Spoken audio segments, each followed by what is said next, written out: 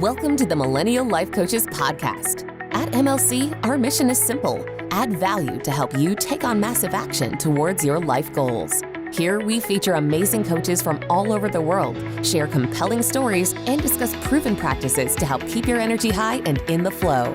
Learn more about MLC at millenniallifecoaches.com.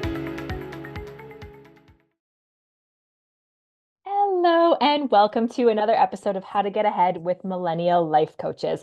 I am Tanya, your host, and today I am joined by such an amazing coach, Jalene. Am I saying this right?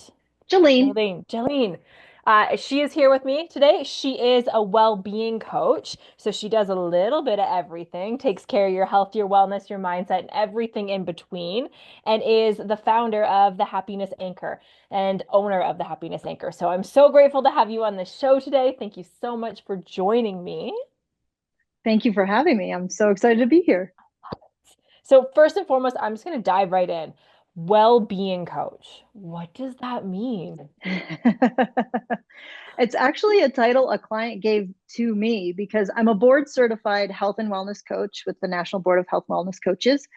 And, when we think of health and wellness, we think of like blood pressure, diabetes, weight, that's all really well and good, but there's a lot more that goes into it in terms of mindset and sleep and outlook on life. And so I am a holistic coach, and this client was actually from overseas, and he's like, I tell everyone you're my well-being coach. I'm better when I work with you. So Oh, that's such a beautiful compliment.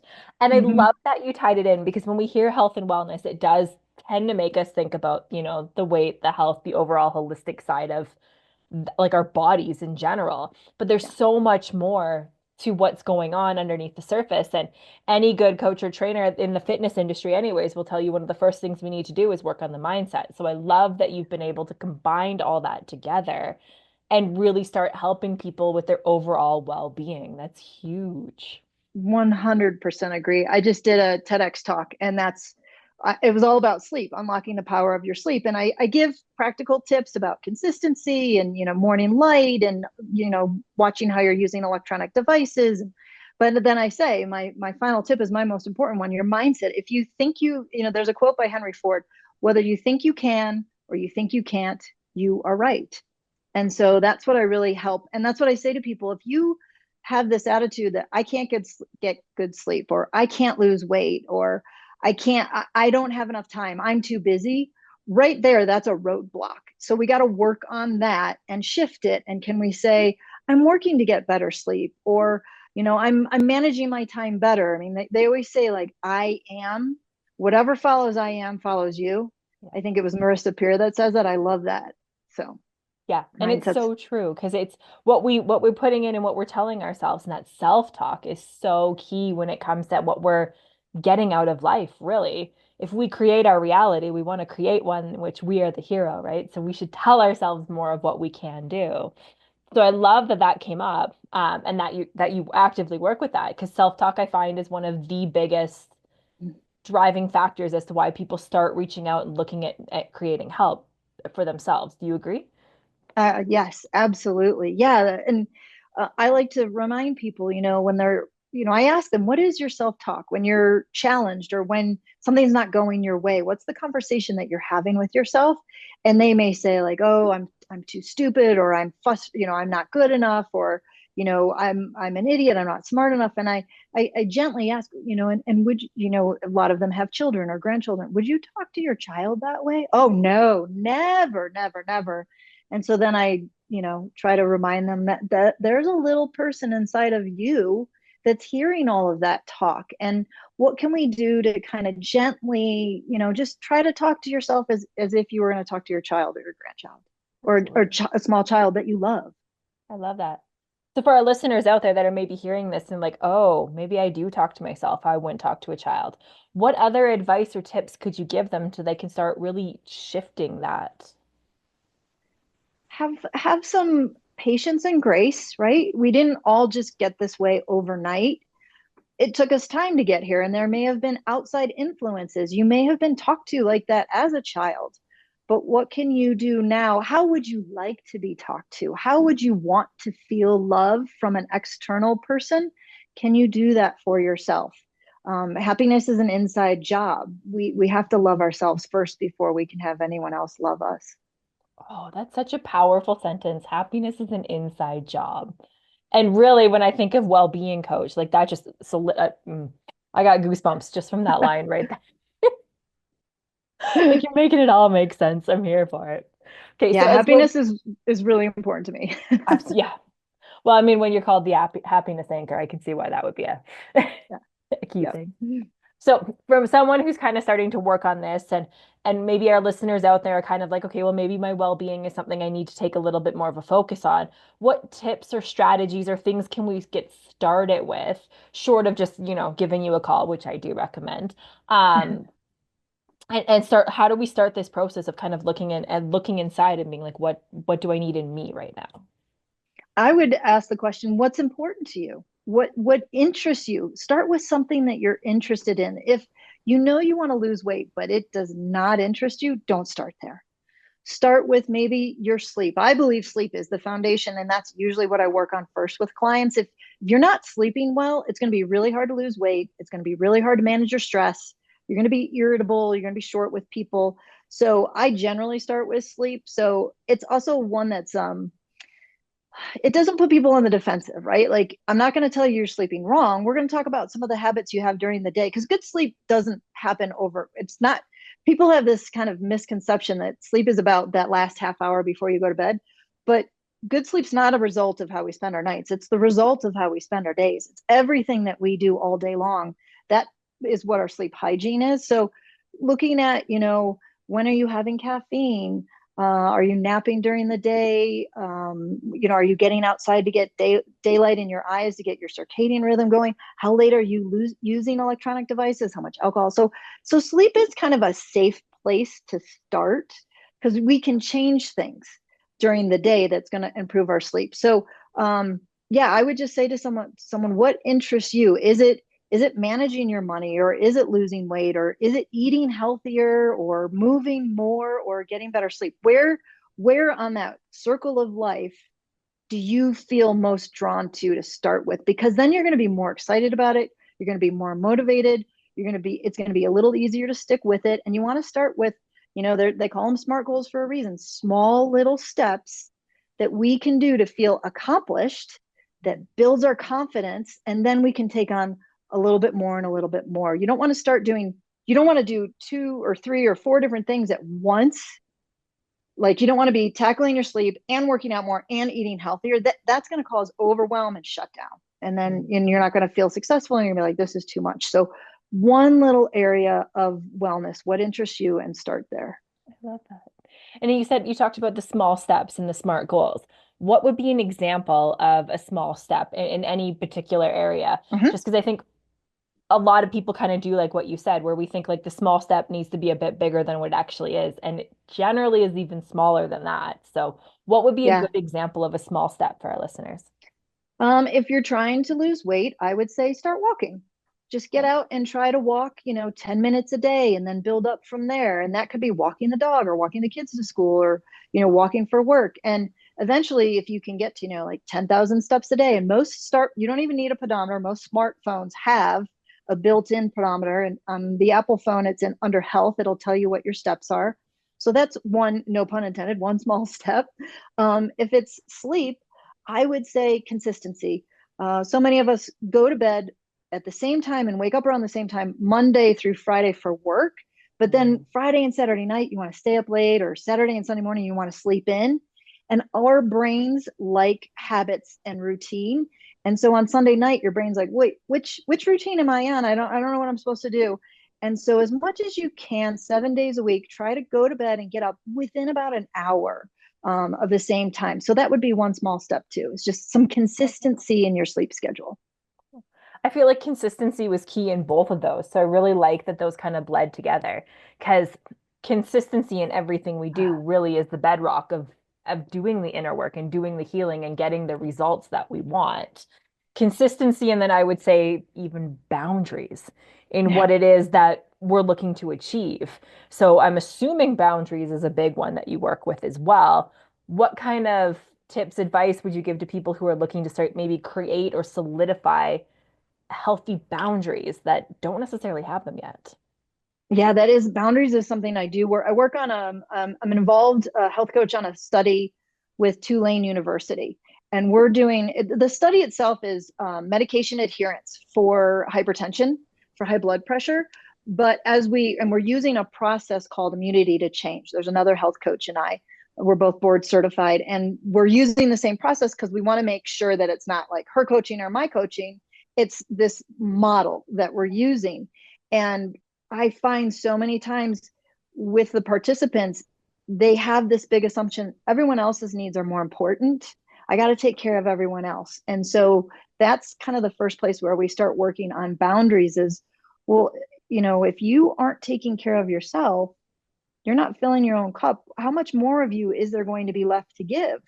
So kind of creating a boundary around like, does it look like I have to give myself 10 minutes in the morning to go for a walk? Or I have to give myself 10 minutes at the end of the day, or I have to go to bed at 9 o'clock every night or 10 o'clock, or, those to me are the boundaries that I work with a client. Like I never say, this is what you should do. I say what feels right and, achievable for you. And then let's see how we can solidify it. And I like to think of boundaries as kind of a fence around my yard. And every once in a while, I got to go out and fix a little fence post and maybe rewire some of the line. And they need to be rebuilt or at least, fortified. You can't just build a fence and it's going to stay there forever. Boundaries are kind of the same. And your boundaries can change maybe. And so much of this is trial and error and not expecting perfection the first time out of the gate. You might say, I'm going to go to bed at 9 o'clock every night. And then you realize, well, that doesn't really work because the kids have to do this, or, I got to walk the dog or whatever. And then you're like, okay, let's try 9:30 or let's try 10. And you really, I was working on my calendar and my schedule, and it's taken me months to really figure out like, when do I do this during the week? So having some, a curious mindset and experimenting kind of perspective on it. I love that. And I love the fence analogy because it's so true. A lot of us get into that standpoint where we're like, well, I've set the boundary. And then the fence post starts to fall, and we're like, but it's already there, and we're not paying attention to the fact that it's about to fall down, or we're not strengthening it. So I love that analogy so much. Yeah. And that quote, so Brene Brown wrote Atlas of the Heart, which is a great book. And in there, she quotes someone else. I wish I could remember who, but she says something essentially that boundaries are what allow me to love you and myself simultaneously. And you're going to get pushback from some people. If they've expected you to be at their beck and call all these years, there's going to be a little pushback. And that's where you really do need to strengthen those boundaries and remember the why. The why is so important in keeping us motivated. Why are boundaries important to you? Why is taking care of yourself important to you? And when you start to get discouraged, going back to that and reminding yourself of why it's important to you can really help you kind of find that inner motivation again. I love that because it's true that was it Simon Sinek that wrote the Starts Yes. with Why? Yeah, Yeah. that book is fantastic as well. And it Yeah. really just highlights that everything we do, every motivation is driven by whatever our why is deep down. And it's so powerful to not only tap into what is my why and to use it as fuel to continue to grow in the direction that we want to. Mm-hmm. Yeah. Simon's great. I know, right? Okay. So say I come to you and I'm like, hey, I need some wellness coaching. Maybe sleep is the thing that kind of got me paying attention. What would someone expect or can expect working with a well-being coach? I like to meet with people for about an hour. I find that gives us enough time to really catch up, find out what's going on, find out what's bothering you or what you're working on right now, or what did you kind of what was your goal the last time we worked together? What worked about that goal? What didn't work? I love when people come and back to me and say, oh, I had a goal to exercise 5 days a week and I only got in 3. And I'm like, that's great. You got in 3. That's amazing. So what got in the way of the other 2 days? And let's learn from that. It's not, I worked at Noom for a while, the weight loss app. And we love to say it's never It's not a fail, it's a first attempt in learning. So let's look at what didn't work. Let's learn from it. How can we modify that? So usually sessions are an hour. I like to meet every other week. I think that's a really nice cadence for people because it gives them a week off, gives them time to, trial and error. But then it's frequent enough that they're not, kind of losing sight of their motivation or accountability. And I like to work with people for at least 3 months, ideally 6 months. I think it takes about 6 months, to really get those, to trial and error the habits, not just really to cement the habits, but to figure out what is the good habit and then get it in practice and see how it's working. I've worked with people for a year because in the course of that year, we've kind of shifted. It started with sleep, and then it was time management, and then it was mindset. And it gives you a lot of time to really figure out. And then it's a marathon. It's not a sprint. Getting healthy takes time. For people who are trying to lose weight, I try to remind them it didn't happen overnight. It didn't happen in a week. It didn't happen in a month. It probably didn't even happen in a year. This is years of a certain habit or lifestyle that now we're shifting, and we want it to be sustainable. So let's do it gradually and in a way that feels right and authentic to you so that you don't need me. My partner always laughs at me. He's like, your job is to like empower these people so they don't need you anymore. I'm like, yeah. He's like, but where's your job security? I'm like, there's always going to be people who are looking for help and health coaching. But my greatest joy is when someone says, I don't think I need to see you anymore. I think I got this. And I think I got the tools that the next time I want to make a change, I think I can do it. And that's my greatest joy, is empowering people to then feel they can make their own changes in their life. I absolutely love that, because that is such an incredible feeling when you walk away from working with a fantastic coach and you're like, I have the tools. I know I can do this. And knowing that you always have that person to go back to Yeah. should you need to. And I Yeah. think that plays into the curious mind that you were talking about before. And I noticed in the way you were explaining that curious mind is very much cemented into the bedrock of how you coach, which I love. Because when we can have that curious mind, we're looking for different ways that things work. We're looking for different ways that we can show up. And I really love that kind of came out in what you're saying, because it sounds like to you, the curious mind is really one of the foundational points in It approaching our is. learning journey.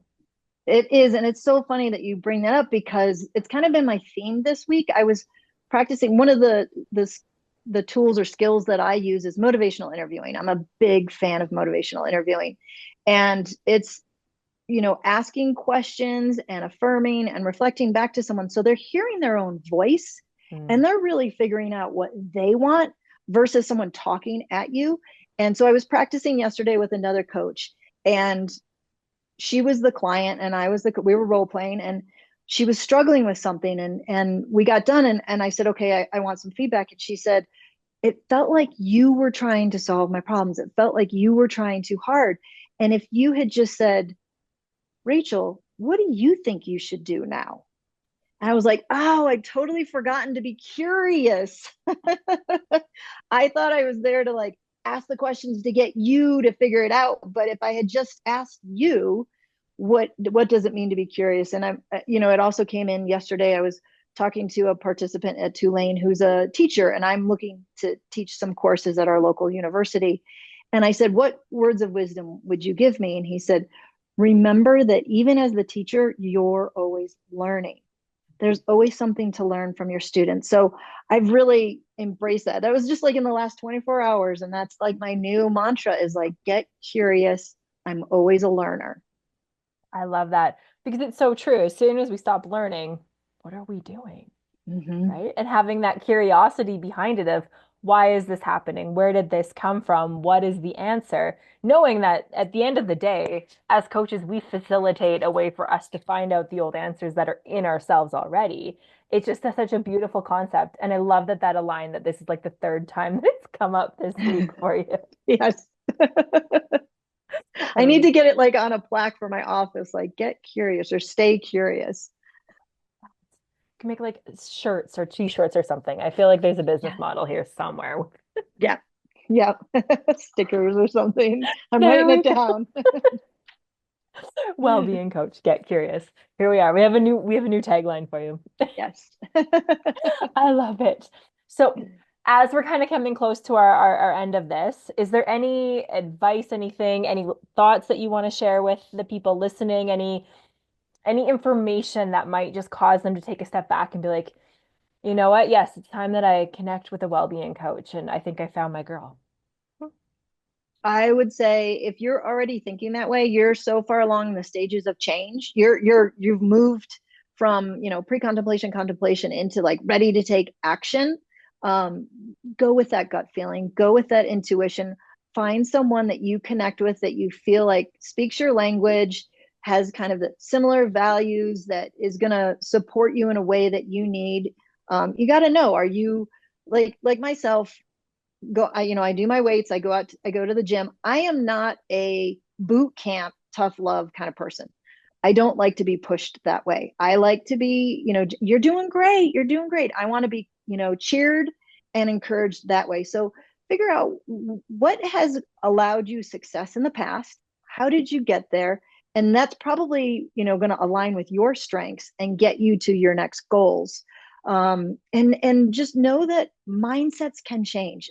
We started the conversation talking about mindsets. I really believe that once you embrace that, even if you say, oh, I've always been this way, I don't think I can change, if you're open to working with someone, it can change. I see it all the time at Tulane University's study. All the time people's mindsets shift. In the 6 months that we do this process, they shift 180 degrees.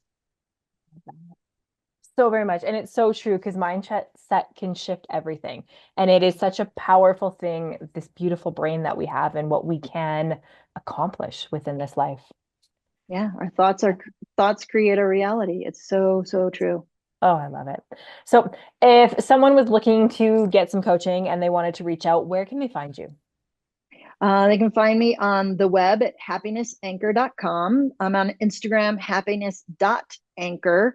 And my email address is happy@happiness.anchor.com. I love all the happy in that. Yeah. And And we'll have the link in the show notes, yeah. so people can get a free discovery. I'll do a free sleep audit for listeners.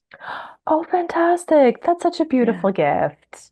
Yeah. Oh, so make sure you take advantage of that because who doesn't want to sleep audit, especially when our sleep controls so much of what's going on in our reality, like Yeah. what we've already talked about. So I love that. Thank you so much for joining me today. Any last words you'd like to share before we?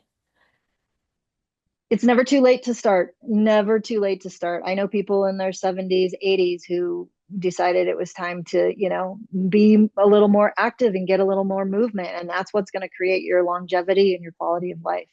Oh, amazing. I love that. Okay. So again, make sure you take advantage. We'll have all that information in our show notes. Book that free sleep audit. Obviously, it's going to change your life.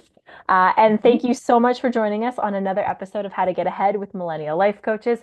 I can't wait to see you in the next one.